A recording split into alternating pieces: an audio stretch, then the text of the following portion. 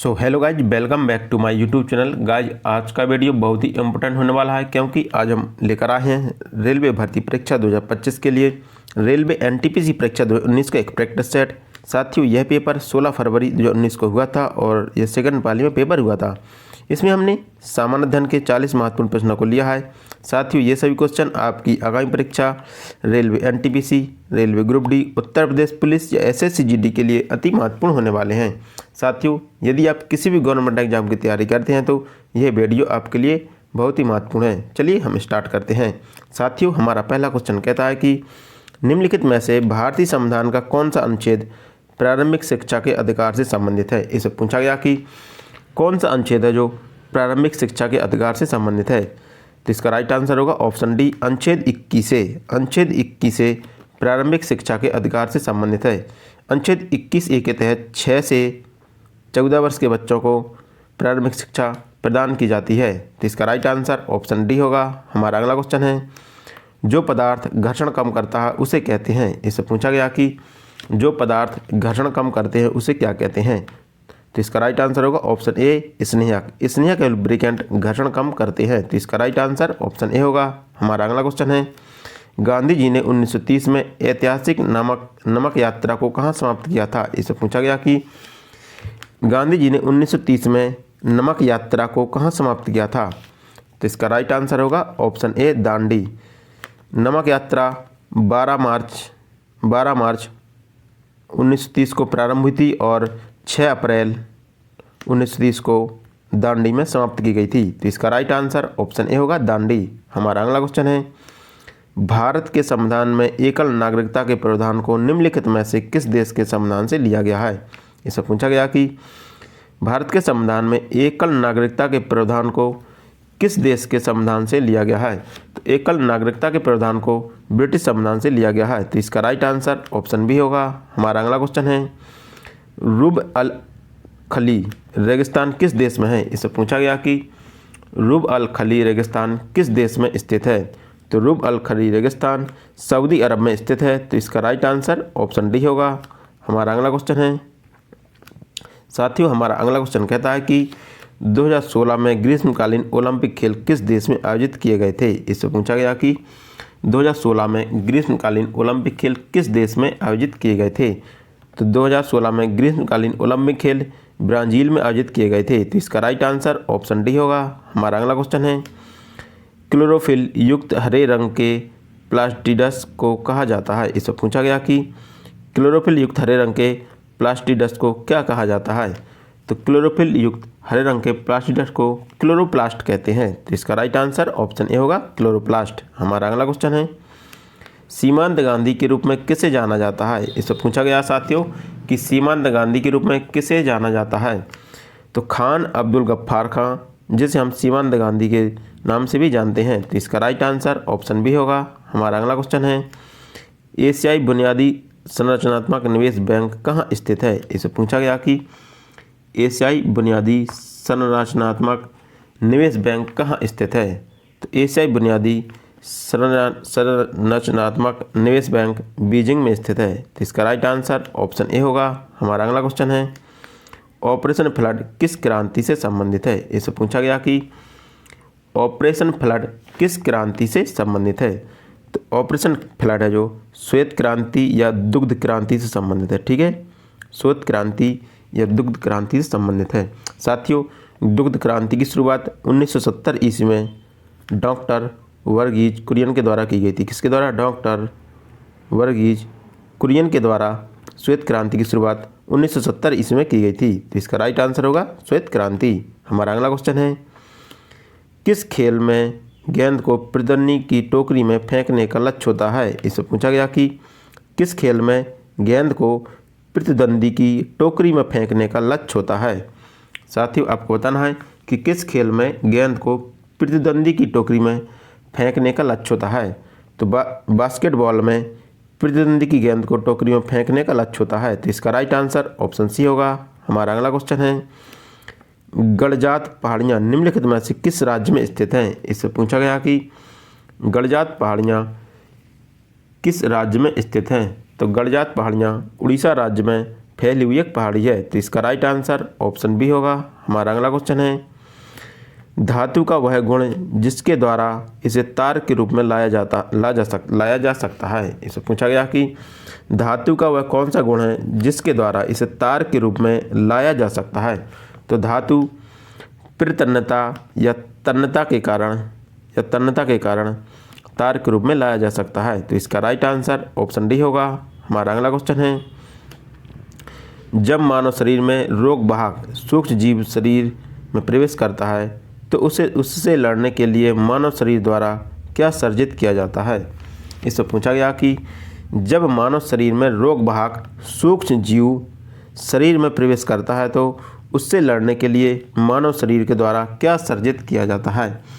तो उससे लड़ने के लिए मानव शरीर के द्वारा एंटीबॉडी या प्रतिरक्षी सर्जित किया जाता है। तो इसका राइट आंसर ऑप्शन बी होगा। हमारा अगला क्वेश्चन है, निम्नलिखित में से किस उपकरण का उपयोग किसी वस्तु पर कार्य करने वाले बल को मापने के लिए किया जाता है। इससे पूछा गया कि निम्नलिखित में से किस उपकरण का उपयोग किसी वस्तु पर कार्य करने वाले बल या तनाव को मापने के लिए किया जाता है।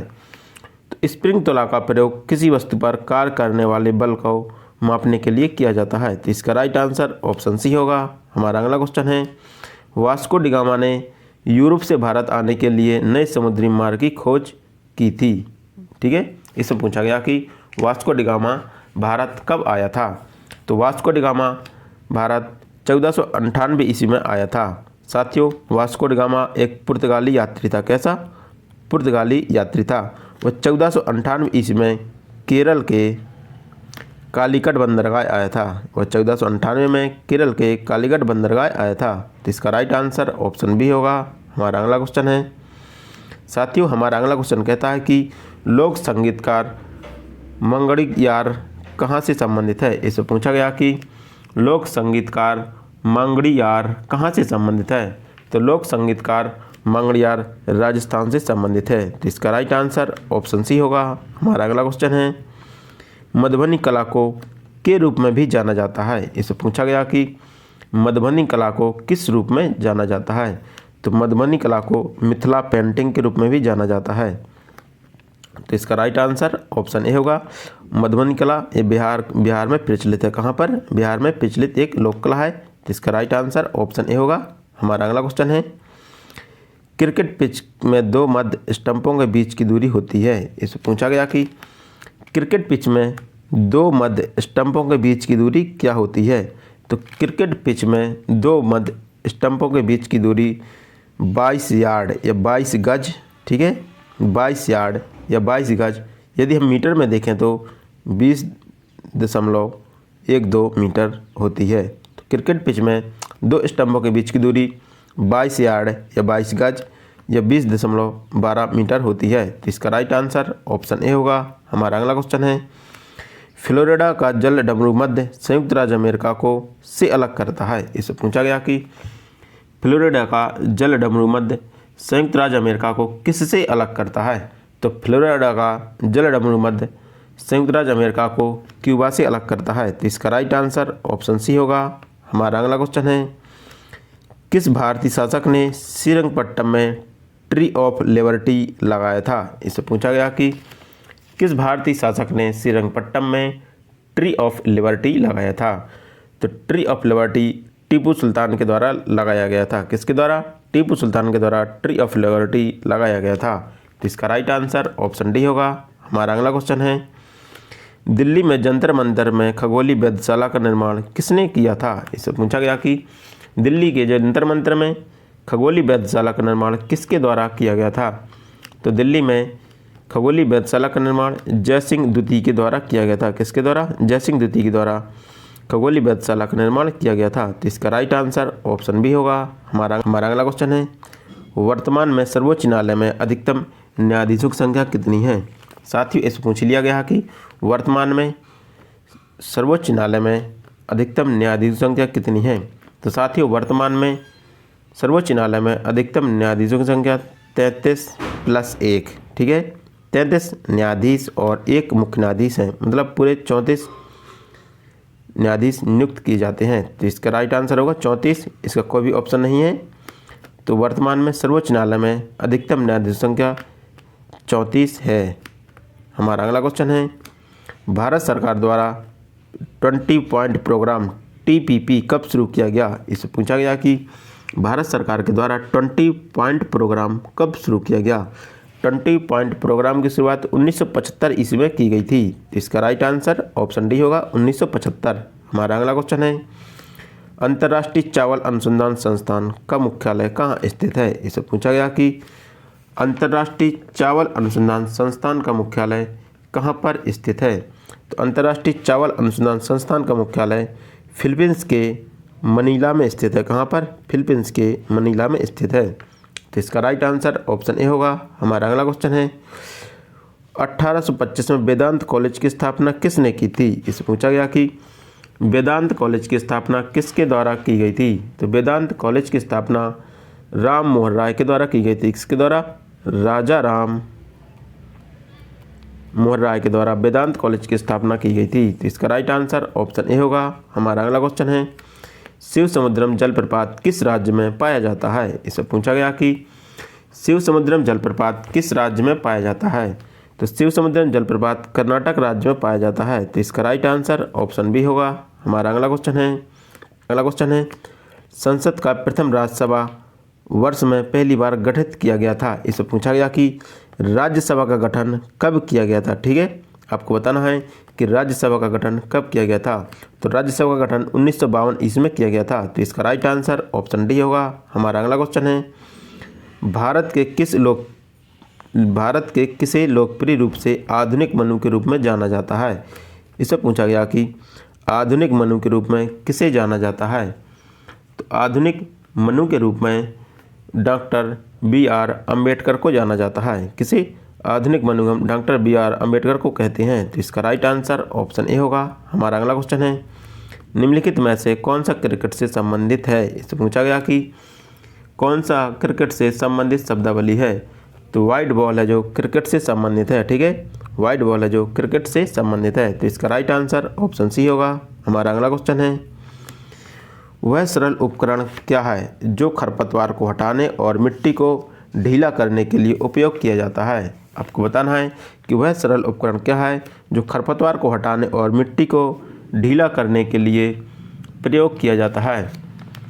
तो वह सरल उपकरण कुदाल या खुरपा है। ठीक है, जो खरपतवार को हटाने और मिट्टी को ढीला करने के लिए उपयोग किया जाता है। तो इसका राइट आंसर ऑप्शन सी होगा। हमारा अगला क्वेश्चन है, नील नदी निम्नलिखित में से किस झील से निकलती है? इसे पूछा गया कि नील नदी किस झील से निकलती है? साथियों, नील नदी विक्टोरिया झील से निकलती है। तो इसका राइट आंसर ऑप्शन डी होगा। हमारा अगला क्वेश्चन है, शब्द नाबार्ड का पूर्ण रूप है। इसे पूछा गया कि जो नाबार्ड है उसका पूर्ण रूप क्या है? तो नाबार्ड का पूर्ण रूप national bank for agriculture and rural development. ठीक है, नाबार्ड का पूर्ण रूप है national bank for agriculture and rural development. साथियों, यह एक एग्रीकल्चर से संबंधित बैंक है। ठीक है, तो इसका राइट आंसर ऑप्शन सी होगा। हमारा अगला क्वेश्चन है, एक फुटबॉल टीम में किसे अपनी टीम के दूसरे खिलाड़ी से अलग रंग के कपड़े पहनने होते हैं? इसे पूछा गया कि एक फुटबॉल टीम में किसे अपनी टीम के दूसरे खिलाड़ी से अलग रंग के कपड़े पहनने पड़ते हैं? तो किसे अपने टीम से अलग रंग के कपड़े पहनने पड़ते हैं? तो इसका राइट आंसर होगा गोलकीपर। साथियों, फुटबॉल टीम में गोलकीपर को अपनी टीम से अलग रंग के कपड़े पहनने पड़ते हैं। तो इसका राइट आंसर ऑप्शन डी होगा। हमारा अगला क्वेश्चन है, दुनिया का सबसे लंबा लिखित संविधान है। इससे पूछा गया कि दुनिया का सबसे लंबा लिखित संविधान किस देश का है? तो भारतीय संविधान दुनिया का सबसे लंबा लिखित संविधान है। तो इसका राइट आंसर ऑप्शन बी होगा। हमारा अगला क्वेश्चन है, निम्नलिखित में से किस महासागरीय धारा को चाइल्ड क्राइस्ट के नाम से भी जाना जाता है? इससे पूछा गया कि किस महासागरीय धारा को चाइल्ड क्राइस्ट के नाम से भी जानते हैं? तो एल नीनो को चाइल्ड क्राइस्ट के नाम से जानते हैं। तो इसका राइट आंसर ऑप्शन डी होगा। हमारा अगला क्वेश्चन है, भारत के संविधान में राज्य के नीति निर्देशक तत्व DPSP से लिए गए थे। इससे पूछा गया कि जो नीति निर्देशक तत्व हैं वो भारतीय संविधान में कहाँ से लिए गए थे? तो नीति निर्देशक तत्व आयरिश या रूस के संविधान से लिए गए थे। कहाँ से? आरएस या रूस के संविधान से नीति निर्देशक तत्व लिए गए थे? तो इसका राइट आंसर ऑप्शन डी होगा। हमारा अगला क्वेश्चन है, पश्मीना शॉल कहाँ से आती है? इससे पूछा गया कि पश्मीना शॉल है जो किस राज्य से आती है? तो पश्मीना शॉल जम्मू कश्मीर राज्य से आती है। तो इसका राइट आंसर ऑप्शन डी होगा। हमारा अगला क्वेश्चन है, उस अपक्रिया का नाम क्या है जिसमें अम्ल और क्षार की अपक्रिया से लवण और जल बनता है? तो उस अपक्रिया का नाम है निराकरण अपक्रिया। निराकरण अपक्रिया के द्वारा अम्ल और क्षार की क्रिया से लवण और जल बनता है। तो इसका राइट आंसर ऑप्शन बी होगा। हमारा अगला क्वेश्चन है, भित्ति चित्रकला की आंध्र शैली के लिए प्रसिद्ध वीरभद्र मंदिर में स्थित है? इसे पूछा गया कि प्रसिद्ध वीरभद्र मंदिर कहाँ पर स्थित है? तो प्रसिद्ध वीरभद्र मंदिर लोपाक्षी में स्थित है। ठीक है, तो इसका राइट आंसर ऑप्शन सी होगा। हमारा अगला क्वेश्चन है, अंडमान और निकोबार द्वीप समूह में खेती की जाने वाली प्रमुख फसल कौन सी है? इससे पूछा गया कि अंडमान और निकोबार द्वीप समूह में खेती की जाने वाली प्रमुख फसल कौन सी है? तो अंडमान निकोबार में चावल की खेती की जाती है। तो इसका राइट आंसर ऑप्शन डी होगा।